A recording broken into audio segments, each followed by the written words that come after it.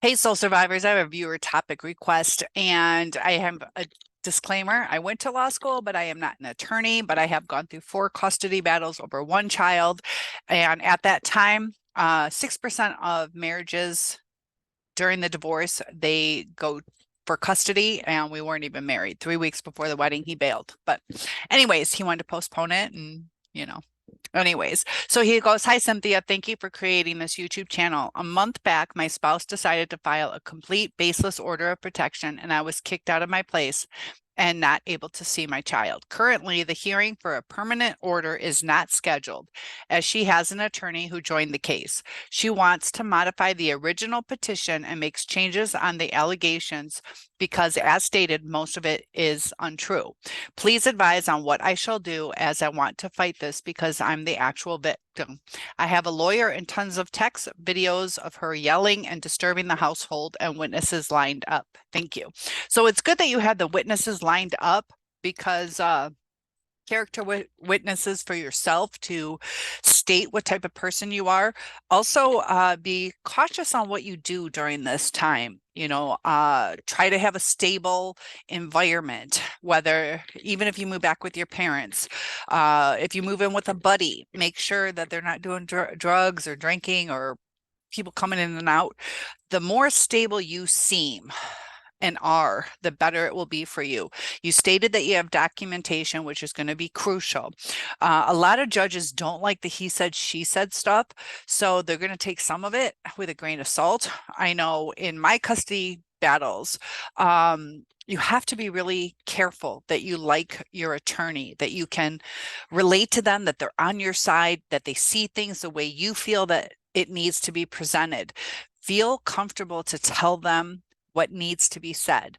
If they don't believe in you, they're not going to represent you the right way. So that's extremely important. So the fact that she is trying to change things, that might have some validity. Like, if it was a true statement, why do you need to change it? Have clear and concise recommendations of what you want. And is she going to divorce you? And you know,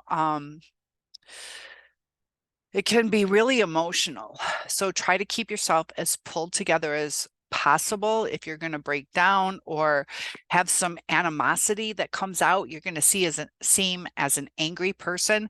Make sure that you represent both sides, that you state what kind of mother she is, and also who you are. What my fourth attorney did was he just wanted to make me look good. He didn't want to deal with all the he said, she said stuff. So his attorney made him look good, me bad. And then my attorney made me look good. So good, bad on me. So make sure that if there are certain things that she is doing wrong, and it seems that you have documentation on that, as far as moving forward, make sure that you show up on time. Make sure you, do your depositions. Maybe you might have a conciliation meeting where you try to work things out. If there's anything that she is willing to do outside of the courts, that is so much better. Hopefully you guys can settle this outside of court. Once it goes to court, you're at the mercy of the judge instead of you guys working things out. So hopefully things will cool down between the two of you. It's kind of like a game, and I hate to say it, but it is a game. So, if you're going to be a dick to her, because you're probably angry, you are probably angry. Just make sure you don't trigger her, because then she's going to come right back at you. That you have to take the emotions out of it. And I know that's really hard when it's your kid, your wife, are we getting divorced? All the things, the future, like, she's going to present better in court because she has the kids. She's not afraid of necessarily risking that loss. When you are in court, it's a whole different situation where you're scared. Like, I don't want to lose my kids. I don't want a permanent order of protection. So just make sure you don't start drinking, you don't start doing drugs or partying or sleeping around or whatever people do when they're under situations of stress, that you got to hold it together. And it's good that you're documenting, but just maintain as stable of a life that you can have right now. Try not to go hotel to hotel. If she's going to divorce you, that you build a secure environment for the children. So as opposed to, we're at the Motel 6 for the weekend and, the kids get to go to the pool, that if it's over with her, that you get a secure place to stay. And I don't know your whole situation, so I can only help you as much as I can. I don't know what she's alleging. I could help you a little more with that if I had more information, but does she have documentation?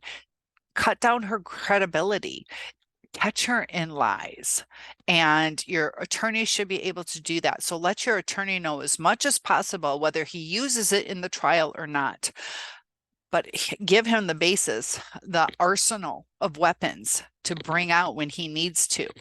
Communicate while you're sitting at that table during trial. Communicate with them. You're going to be sitting there quietly. You can have a notepad and pen and you can communicate. You can write, but she said this, or that's not true, or whatever it is, but stay on top of it. Pick up on the things that she says. And hopefully you have a judge who can see through body language, deception, and lies. And I don't know the age of your child. They may interview your child. You can request psychological evaluations. Have a psychological evaluation on yourself. I don't know if there's any criminal history that you can bring to the forefront, or her work history, stability, if she cheated, all these kind of things on who she is, who you are, the stability. And it's really hard when they have the kind of residential, because the child has a history of living in that house. And, it has become better for men.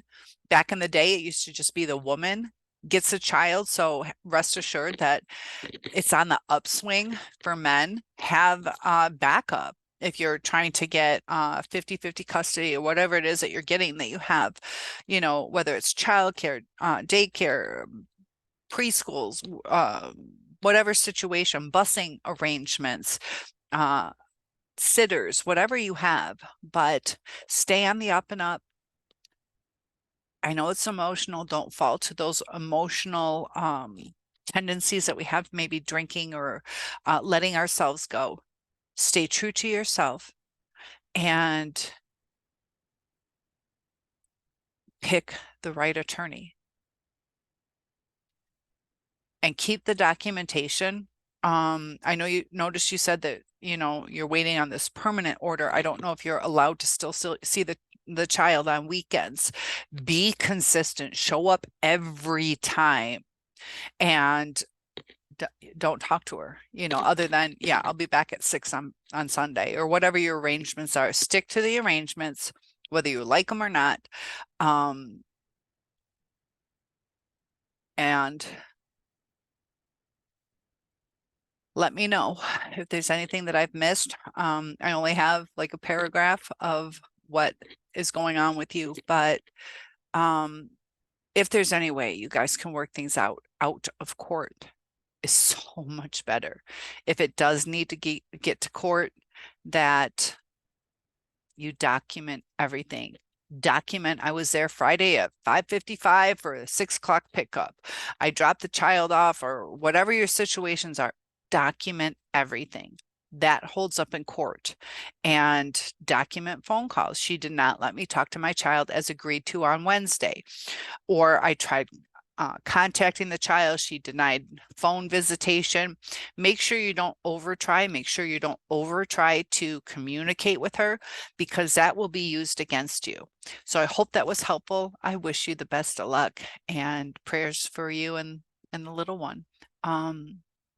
Try to remove the emotions, especially during court and interactions with her. And that's hard to do, but you got to be strong during this time. If this was helpful, please like and subscribe, share if you know anybody this might help.